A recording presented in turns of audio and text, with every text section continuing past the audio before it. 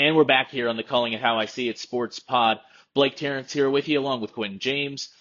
Kyle is out for housework tonight, so he chose not to join for the baseball pod, but we'll have another few shows coming at you before you know it. So, as we sit here and record this on April 9th, the Royals have just lost a 4-0 game. They were three-hit shutout, a combined three-hit shutout by the Twins pitching staff, still with a chance to take the series from the Twins tomorrow. They still sit at 500, just a game back of first in the division, so not a bad start to the season by any means. 12 games is, less than a tenth of the season, about a 13th of the season, I guess. So, I'm always one of those people that's like, I never know what a good time is to start talking about the games you've seen, because even in July, it's still technically, it's not early, quote unquote, but there's still so much of the season going on. So eventually you got to just jump off the diving board and do it. So let's just kind of do a little quick pod here where we talk about what we've seen through the first 12 games, just some general takeaways about what's already happened, how we think the season's going to outlook. And you know what? I don't think we ever actually gave preseason win predictions. We were about to on a given pod, and then it just somehow got skipped over. So I think we're just quite short of the point of the season where it's too late to give preseason win predictions. So we'll go ahead and do that too. So I don't know. My biggest takeaway through the first 12 games is, and I guess I can start off with my win prediction because it ties into this. I can't really pick this team to win more games than they did last year without something happening in the near future that would make me think, that they've unlocked something new, right? Like if, Jack Paglione has started very hot in Double-A. I don't even really want to go there yet because it's just the hype train. But hey, he started hot. He's picked up right where he left off in spring training. If he just bashes his way to the majors by July, well, who the hell knows? You know what I mean? Then I could change. Then I could see a scenario where he's taken home down ballot rookie of the year consideration and the Royals win 90 games. But I'm seeing a lot of the same stuff that I saw last year. Dependable bullpen, I guess, is maybe the biggest difference at the start of the year. So that's what I think gives me a bit more optimism. But God, they still only got 2/3 of a lineup, man. Like they're still like India's got to be playing left field, or the outfield's going to have like comical offensive numbers. I mean, here we go again with the corner outfield. Well, when you think about it, I think most teams only have 2/3 of a lineup most of the time. We do have an upgrade, a definite upgrade in Jonathan India. Oh yeah, We've already seen him draw 8 walks this year, almost one per beautiful. game. You love to see that. And who else we got here? I Well, yeah, think, him and Garcia need to be in the outfield more if you're going to want any production from the outfield. But well, yeah, Garcia is the other guy I was thinking of. I mean, he's gotten off to an absolutely scorching start to the year, similar, I guess, to what he did last year. So hopeful that this year it continues a bit longer, but 21 total bags leading the team. mhm. If he can keep that up, being a presence near the bottom of the lineup is going to be huge for this team. May And not be at the bottom much longer if he keeps hitting like this. right. Uh, And you I know, think on the other side of the ball, you look at uh, Chris Bubich's start to the year. He's been absolutely it's been phenomenal. awesome. Uh, you know, Honestly, I got 0.79. I got nothing negative to say about the starting pitching so far. I mean, Walker's taken a couple tough luck losses to start the year. Um, Lugo, you know, Lugo probably doesn't look as sharp as he did last year, but I think we all knew that was like, what do they call those 99 percentile seasons? That Yeah, was his career that was year. So he's going to be the guy that's probably going to regress the most. But even tonight, he wasn't bad. So I got nothing negative to say about the starting pitching. The bullpen's been mostly fine. Sam Long's been off to a bit of a rough start, gave up a homer tonight, but did get out of a jam that he came into that he inherited from Lugo. So long term, I'm not all that concerned about the bullpen. The big three, Harvey, Urseg, Estevez, or as Rex Hudler refers to them as he because he can't drop the acronym thing. Um, they've been fine. Uh, Nothing major negative to take away from there. Even Chris Stratton has started to look like a functional reliever again. Um, so, you know, the problem with upgrading the outfield is that Mark Canha just today was put on the injured list. He hurt himself in the game he played yesterday.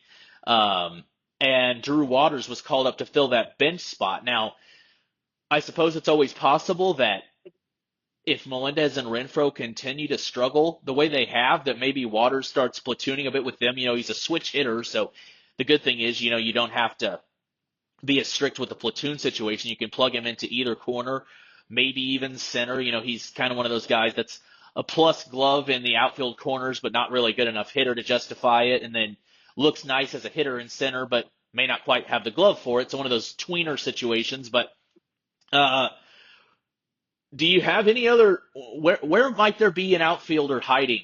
Like, do you see any way this is going to change, or are we just going to do this again with, you make, I think you were somewhat tongue in cheek there, but you have a valid point that I don't know about 2/3. I think most playoff caliber teams need at least 7 or 8 quality hitters in the lineup. Of course, your 7-hole hitter isn't going to be as good as your 2 and 3, but most teams I feel like you can only really stand one black hole in the lineup. And you know what? If Kyle Isbell was that, he's at least a dependable black hole, I guess, if you will. Like you know, he's never going to hit more than 220, 230, but he doesn't really hit worse than that either.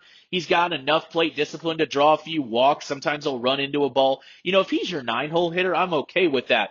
But, you combine the frustration of not getting much out of Hunter Renfroe's contract, still, waiting on MJ Melendez to come around and finally show the talent we know he has. I mean, you know, I'm not a big fan of the whole playing Jack Caglione in right field down in the minors to try to make that his quicker pathway to the majors, but we might be almost in that desperation kind of territory at this point.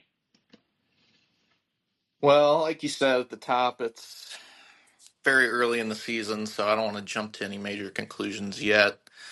But I think Jonathan India is going to be like we thought he was, the major kind of turning point to this offense this year, because his ability to play left, keeping Garcia at third, assuming Garcia can keep up his pace so far, that does at least give you one outfielder who is a competent everyday hitter in the lineup. And then, like you said, Isbell, I think, is perfect as a 9-hole hitter. He's scrappy.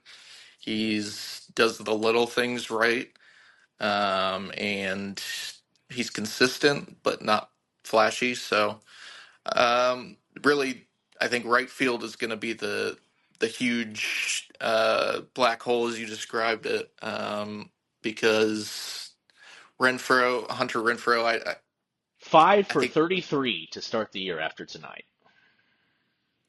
Yep, and the other option out there, of course, MJ Melendez, probably doing a little worse Yeah, I than just had even that one on the top of my head. Renfroe. I don't know what Melendez's stats are. You Looks could like probably. Melendez is 3 for 27 with 12 strikeouts. Ooh, So yikes. that was, I mean, we definitely had those concerns going into the year, and they've not done much to quash them at this point. So. Yeah, I mean, we knew the outfield was going to be tricky this season. Um, might be a situation where we need to make a trade, um, assuming that Caglione is not ready to come up and play right field midway through the season. So, but we'll just have to wait and see. I like what we've seen out of Mark Canha. He's a dependable veteran, probably more of a bench platoon guy at this point in his career, but I like that signing a lot, and it is disappointing to see him go down and miss some time here.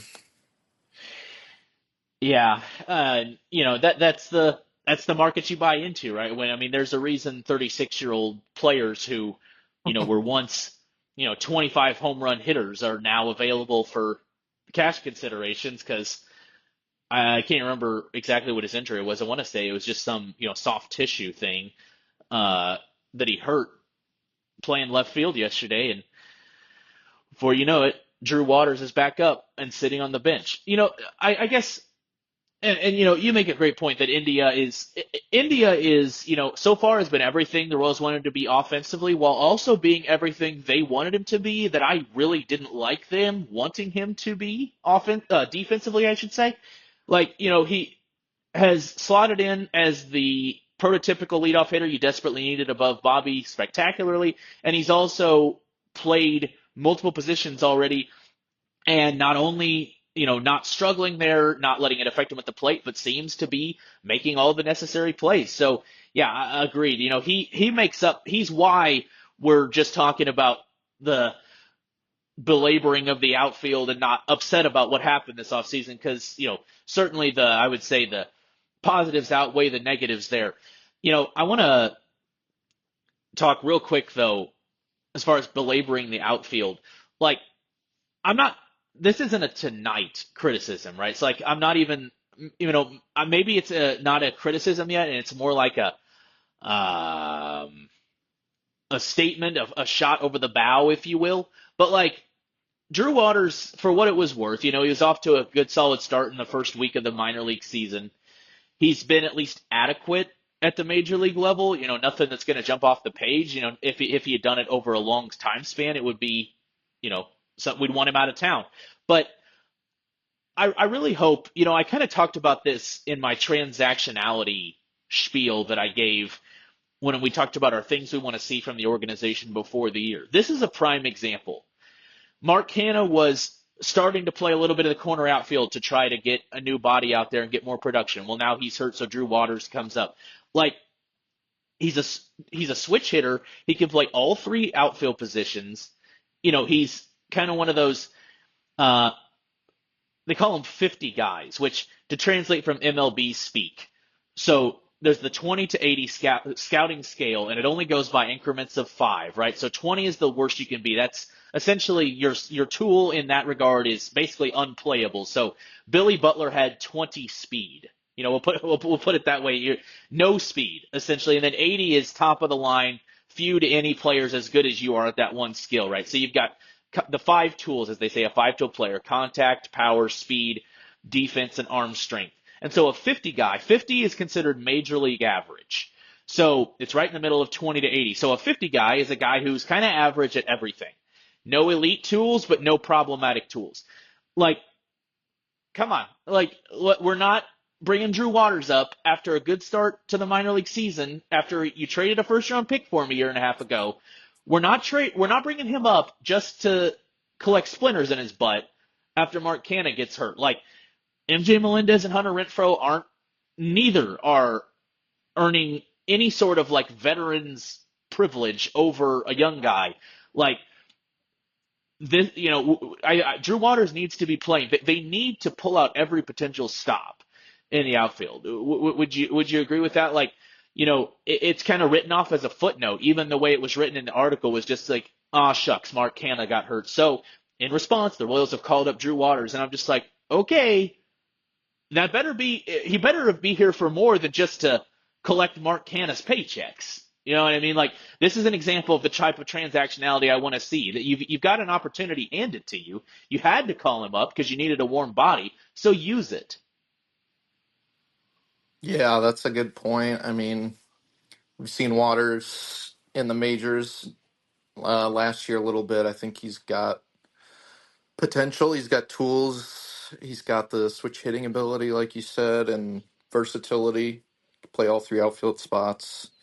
Really, there's no reason that I see to play Melendez over uh, Waters at this point, at least consistently. I think Melendez is quickly playing himself out of everyday status.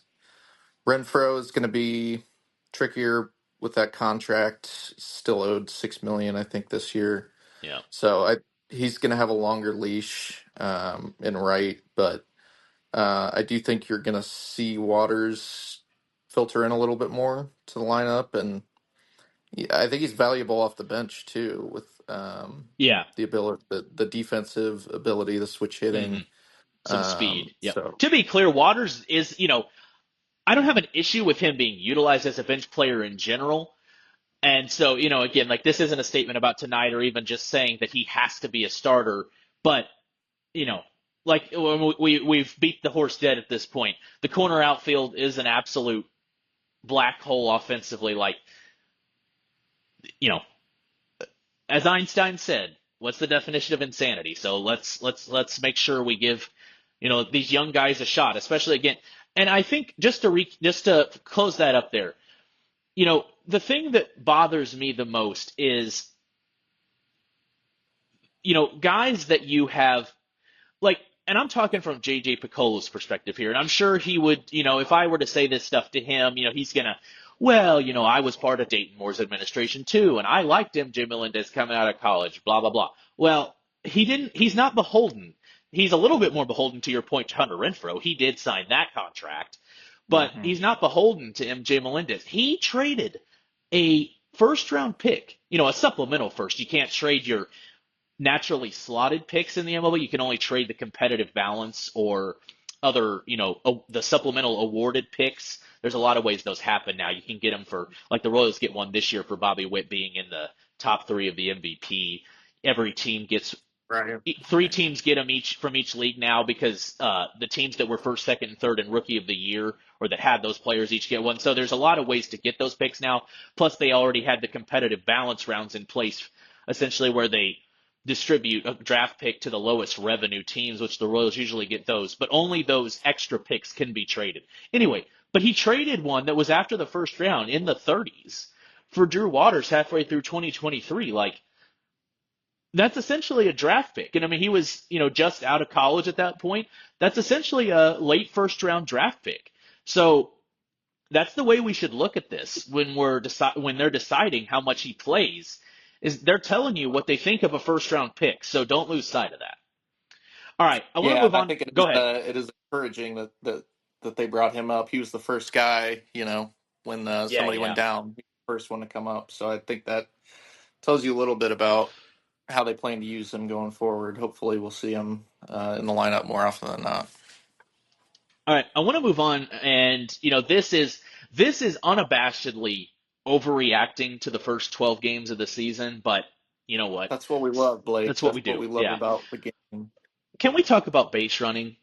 I mean, good lord. Like the first game of the season was a complete nightmare base running wise. You remember the whole I believe Bobby was the batter for that situation, right? Because Blanco was on third and Isbell was on second, if or maybe India was the batter. But you had Blanco on third and Isbell on second. You had that whole cluster where they had the contact play on, and it turns into the weirdest double play you'll ever see. It was like 5-2, 5-6 or something. Essentially where they throw home, Blanco gets caught in the rundown, Isbell overruns second base trying to get to third to replace him, but Blanco doesn't stay in the rundown long enough, so then they end up tagging both runners out. And, then you, frankly, I'm a little confused by that one because I felt like he's been his typical self, but for whatever reason, maybe there's some sort of base running mishap I missed. But Michael Garcia not starting off as hot as he is offensively, he's known as the best base runner on the team, one of the best in baseball. Uh, for what it's worth, Statcast is not a fan of his base running so far this year. And then the Royals run into another out, double play on the bases today. That one was more bad luck, but we talked about Bobby Witt's stealing and how maybe it would actually help him long term and the team to cut those down a little bit. Well, he's already in scoring position with one out. He goes, granted, he had the base stolen. He was literally reaching third base as Salvi Perez hit the ball, but Bobby dives into third. Salvi hits a blistering liner to left, and it's hit right to the left fielder. And by the time the left fielder catches it, Bobby's just getting up and has no chance to get back to second. So, you know, all of those situations none of them truly fall under, I guess, what you would call the toot blonde, as they say, acronym for thrown out on the bases like a nincompoop. I don't No, know I'm that any not. of them fall into that. Had you not heard that before? That's like a common Oh no, thing in I the. love it. I Oh, you love it love too. it. Okay. I see. Okay. Love people. So, uh, like, I don't know that any of them have approached that territory necessarily, but like, it kind of goes back to what we talked about with Bobby and how, like, first of all, I it's not going to be pretty if he hurts himself on a play like that. So again, as I said, like before the year, like we need this guy in the lineup 160 plus games a year. Maybe chill out a little bit. And also, like, is this maybe a symptom of having such an incomplete lineup that the guys who are carrying the load feel like they have to just push every envelope and just try to be superheroes? Like, what do you think's going on with some of the reckless base running we're seeing to start the year? I think, like we've said multiple times, it's early. These guys are just getting started this season. Like I did before the show, bring up the fact that Garcia is in the sixth percentile of base running, which would be very poor over a full season. But last year, I looked this up. He was actually in the 99th Yeah, percentile. I was gonna say he couldn't have been much Might be a little better bit last early year. to draw many conclusions from Right. him specifically, Yeah. but what are we, 10 games in at this point? 12. Yeah. I think it's a little early to throw up any alarms about base running. I'm not even sure who the base coaches are, to be honest, if they're returning or how long they've been here. Yeah, I don't know. they're definitely here both last year. Damon Hollins at first, and then Vance Wilson over at third. That's right. I mean, they've both been around a while from what I can remember, but I think it takes some time to get back into the groove of base running. It's early and Yeah. Are just you wouldn't in draw the too much. camp of like, does Bobby scare you with his base running at this point? Like, I know we just love watching him fly around the bases, and there's the whole "can you beat Bobby" thing, which I Mm. definitely should try at the ballpark sometime, just for like that would make one hell of a vlog right there. But like, I don't know, like you kind of made a point when we were prepping about how this is why superstars don't run as much as they age, and I've heard I think Scott Boras is kind of known for one of his lines that he would often tell his superstar five-tool players. Like I think Carlos Beltran is the one who kind of put it in the public vernacular because he talked about how Boras would tell him that back when he was moving from the Royals to the Mets. Um, you steal bases to earn your big contract. They pay you big money to hit home runs. It's kind of like the general. 100%. So, like, Bobby got his big contract really early, so you know, I wouldn't say it's past time that he slow down the running on the bases, but like between the outs and the injury risk and how this team is completely screwed if something happens to him. Are you in the camp of maybe let's dial it back a notch, or do you think he's just too much of a weapon? Well, it's got to be strategic, right? I don't think we're going to see him steal 50 bags again because to steal 50 bags, you kind of have to run every time you get to first base. And I don't think that should be the strategy for him going forward. I do think he's too valuable to risk an injury of any kind on the base paths. That would be devastating. And it does And because he kind of kind of enhance the he has like a importance. bit of an Isaiah Pacheco, like the way I've heard it described, this is a visual thing and I'm talking about like I observe it, but like I've even just heard people talk all the time about how he kind of runs the bases like Isaiah Pacheco runs with the football. Like he runs the bases hard, which like again, he does everything hard. You love that, but it's like every time that he's just diving into bases, I'm just like, oh God. Oh boy. He's got a bit of a reckless abandon, you could say, Yeah. which like you said, that's what makes him a superstar. So you hate to take that away from him, but I think just like I said, making it more strategic. I think you continue to give him the green light, but maybe if we're up 5 and it's the eighth inning, he shouldn't feel the need to try and take second. Or even in a scoreless game in the second or third inning, whatever it was, if he's already on second base, he's scoring from anything hit to the outfield anyway. You don't need to steal third. Like, That's I know we true. Yeah. can, but like, why? You know what I mean? Like, those are the sorts of strategic things you're talking about there. Um, uh, how do you feel about the contact play? Let's wrap up with that. Because that, regardless of who's hitting, running, whatever, that's something that I think we can definitively say. You know, a lot of us have probably blocked out a lot of the 2023 season from our heads, but don't forget that was the inaugural season of Matt Quatrero. And I think we can definitively say that the contact play, so meaning a runner on third and fewer than 2 outs, anything hit on the ground, that guy is breaking. That's just kind of how they play. There's pros and cons to it, right? It forces the defense to essentially either concede a run or make a tough play at the plate and risk, the runners behind them moving up. But we've also seen it bite the Royals a few times, and it bit them as badly as it can back on opening day. Uh, Again, is that maybe the symptom of an incomplete offense is trying to push every envelope, or how do you feel about the contact play? Mm, I think every team has a love hate relationship with it because it can go so right or so wrong. Um, it is magnified, of course, being on opening day. Um, Everything feels more important when you only have one game down and it's either a win or a loss.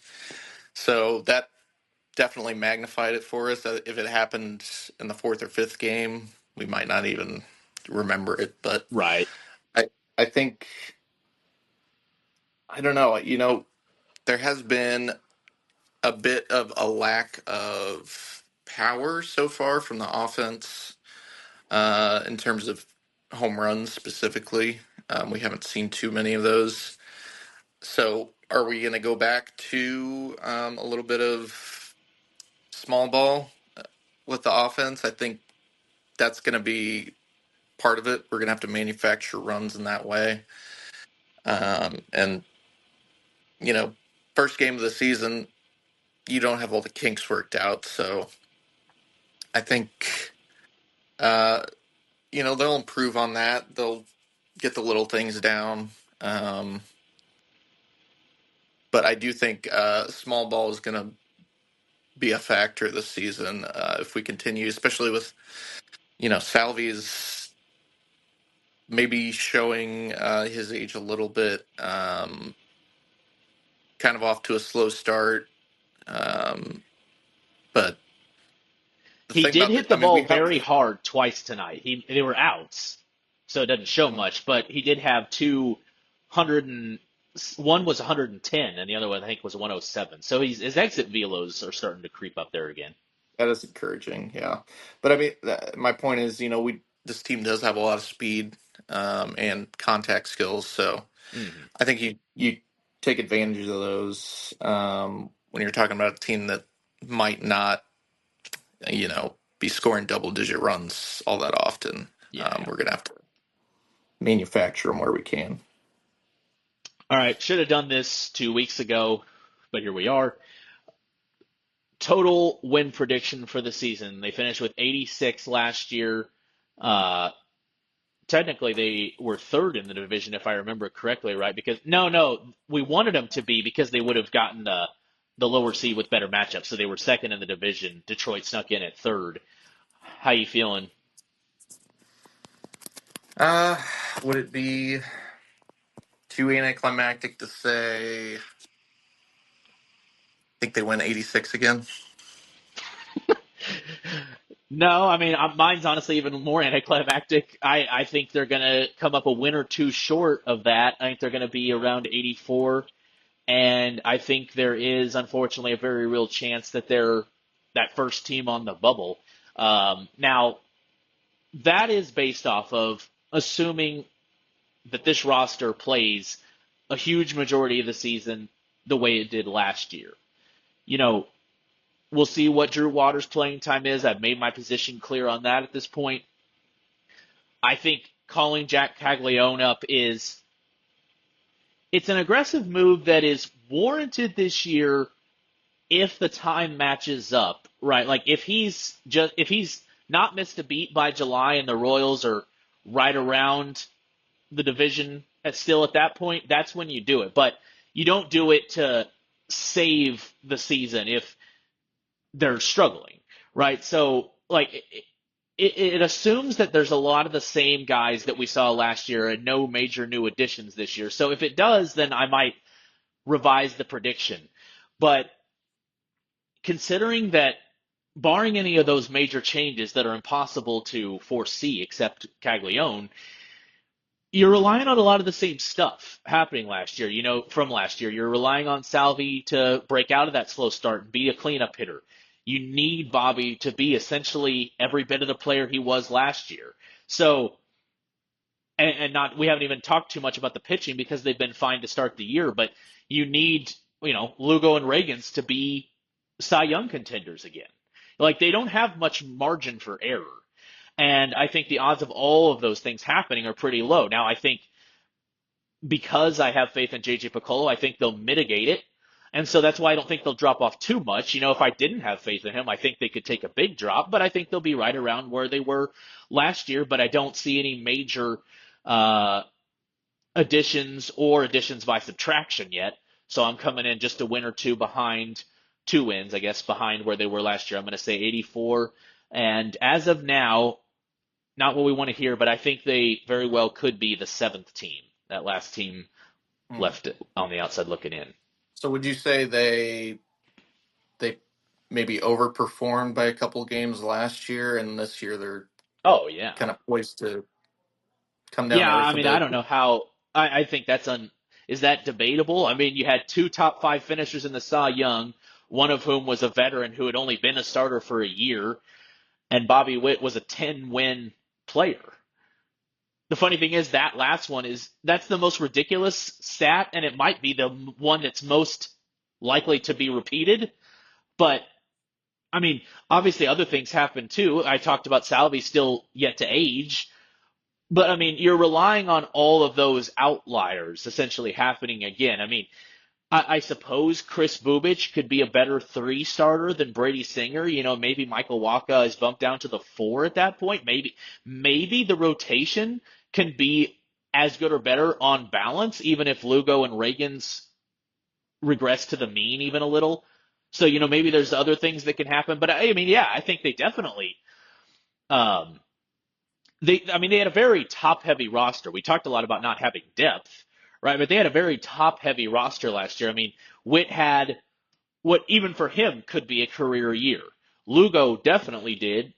Reagan's I think is young enough you could imagine him actually winning a Cy Young at some point, but you don't put money on that, generally speaking. And so yeah, I think they do you think I'm missing anything? Is there a major upgrade, that I haven't? I suppose India ahead of the big three at the top of the lineup could lead to a lot more runs. Like that can have a trickle effect, having an on base guy ahead of your big bats. But when you have the entire outfield and then who knows what's going on at first base right now with Vinny mostly DHing. Biggio's been okay, but now Cano is hurt as well. So, I mean, you still have a third of your lineup that is almost non-functional. It's just hard for me to see them surpassing it. So I wouldn't discount the upgrades that we made in the bullpen on the off season, and we know that's as true. Royals fans how impactful a bullpen can be and how much of an effect it can have beyond just maybe their WAR totals. Oh yeah, I mean, a Because bullpen is that's how you win a lot of close games. That's how you exactly, overperform. Yeah. So So I think that's in true. that way, maybe their overperformance is sustainable. And honestly, I think wasn't their run differential higher than you would expect for their win total? I think they underperformed in terms of Pythagorean wins Did last they? year. You really ought to look that up. I don't know that off the top of my head, but uh, while you look that up, I'll give you a second. I'll explain to the crowd in case anybody ever watches that doesn't What? understand People that. don't know So what that is? yeah. So essentially, now there's different levels of the Pythagorean win curve that you can analyze. And no, Quentin, we're I not assume, talking about triangles. yeah. Uh, but like essentially, you can extrapolate. You can take a team that hasn't played a full season yet and extrapolate how many games they'd be likely to win based on the amount of runs they've scored and the amount of runs they've allowed. Now, you can technically go deeper than that. They have what they call second and third order wins, which is where they try to even strip more of the luck out of it. So they might factor in, for example, maybe you've scored a lot of runs, right? So that you look like you should be winning a lot of games. But if you have a ridiculously high batting average with runners in scoring position as a team, that isn't as sustainable as if you're hitting a ton of homers. So they'll take things like that into account on the advanced theorems. But essentially, if you want to just know a team's Pythagorean win expectation, you essentially can uh, go off of their runs scored versus their runs allowed, and the difference there is now that's the one thing I don't know about how the theory is calculated is exactly how much how many runs are worth a win, right? So like if you outscore your opponents by 10 runs, that's not 10 wins, right? Like that's not expected to be an 86 win team. That would No. be a barely above 500 team. So I don't know, that would be more like 82, 83. So I don't know exactly how many runs is worth a win. I'm sure the information on the formula exists, but yeah, Q, have you got it pulled up there? What was their Pythagorean expectation last year? I'm still working on it here. I had to boot up my computer, but regardless, I mean, my overall point was I think a strong bullpen allows you to outperform It does, your yeah. And your so, run differential, yep. and I think so. Even if we don't necessarily have the strongest offense or as strong an offense we did last year, we're still seeing very good results from our starters. Even with the Hmm. departure of Brady Singer, you're seeing other guys like Mike Lorenzen and Chris Bubich step up in his absence. And if you can get a lead to the sixth, seventh inning, we have three guys who you really trust, and that's something as Royals fans we know is can be a formula for great success. I mean, yeah, our announcers insist on turning every time there's three good relievers, they have to turn into an acronym now.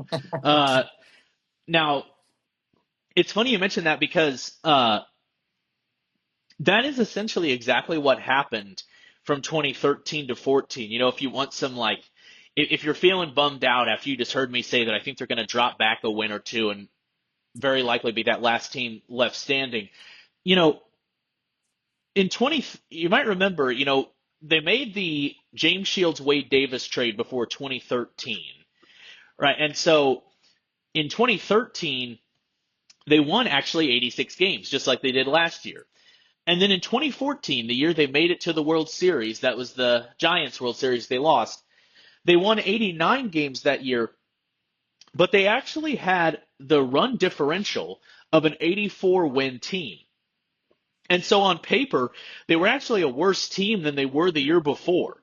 In 2013, I think their run differential might have matched or even exceeded their win total. They won 86, and I think they had the run differential of an 87, 88 win team. And then in 2014, on paper, they only should have won 84 games, but in reality, they won 89. And that's the exact sort of thing Q's talking about there. That's what a bullpen does for you is, the reason that that can happen is if let's say you only outscore, if you win a lot of one-run games, right? Well, you're only outscoring your opponents by one run, so you're not separating yourself much in terms of that run differential there, but a win's a win.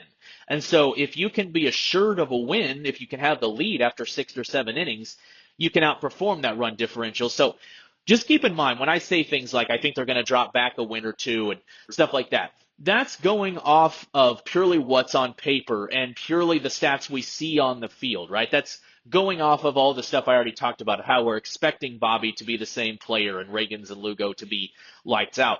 But there are plenty of other ways that a team can find value elsewhere, and there's plenty of ways you can outperform your expectations. So on balance, I actually still feel quite optimistic that this team can get to the playoffs. It's just hard to get there looking at what I see on paper. All right, Q, And I got just quickly, I was able to find their expected win nice. loss for last year. They're expected to win 91 games. Actually, ended Wow. up winning 86. So Well, there you go. They they just need to drop down to it works. 86 this year and outperform it by 5 like they did in 14 and win 91. There you go. I and I believe Cleveland won the division last year. They either had nine. I know they cracked 90, but I can't remember if they had They 90 or actually 9. had a worse. They actually had a worse run differential, but they won 6 more games. So they had 92 wins. Hmm. So the Royals, I I don't. Now we said this last year, and we were calling it a bad division, and then every single one of the top 5 Cy Young finishers was in the AL Central. But I don't think it'll take much more than like I think 91 might do it this year. Like the Guardians, like you said, Yes. overperformed last year. Uh, and as much as we remember Wade Davis and Greg Holland fondly, we also remember when they didn't have it anymore. And I'm not saying that's what's happening over in Cleveland, but Emmanuel Clase is not off to a great start. And to your point about bullpens, Q, that is a huge. I mean, if he now they have other good relievers. Let's be clear. It's not going to be they're not going to be dead in the water. But if Clase is not the pitcher this year that he used to be, I mean, this division's right there for the taking. So, all Yeah, right, folks, go ahead. one amazing stat from last year I still can't believe was his ERA was what, .6. Yeah. I mean, you just don't see that. So I mean we really took him to the woodshed in the first series of the year, so that's a good sign. Well, if he really is declining, what we'll actually point back to is the playoffs last year. I mean, that's Is that essentially right? how they got bounced. Right. Well, they ended up getting beaten by New York, but which they did. New York did get to him a little bit, but the big memory was Clase gave up a 3-run shot to Kerry Carpenter of the Tigers that evened up the series, and then I want to say he blew another game in that Yankees series too. It's like after like he gave. I remember this. The one thing I remember is that he gave up the same number of home runs in the postseason last year as he gave up all regular season. Oh my gosh, that's insane. So if that's what we'll point back to, if that's the start, but it ties a bow around everything we've said. So I think on paper the Royals haven't significantly upgraded, but they've done things that could allow them to unlock another level. So that's where we're at with our win predictions, but we all still got faith. So stick with us, folks. Blake Terrence here. Thanks so much for tuning in to this episode of the Calling It How I See It Sports Pod. Make sure to like, subscribe, and turn on those notifications so you know when we publish more episodes in the future. Also, follow me on Twitter at BT Sportsman, and you can find me on Facebook and Instagram under my name as well. Thanks again for tuning in to the Calling It How I See It Sports Pod.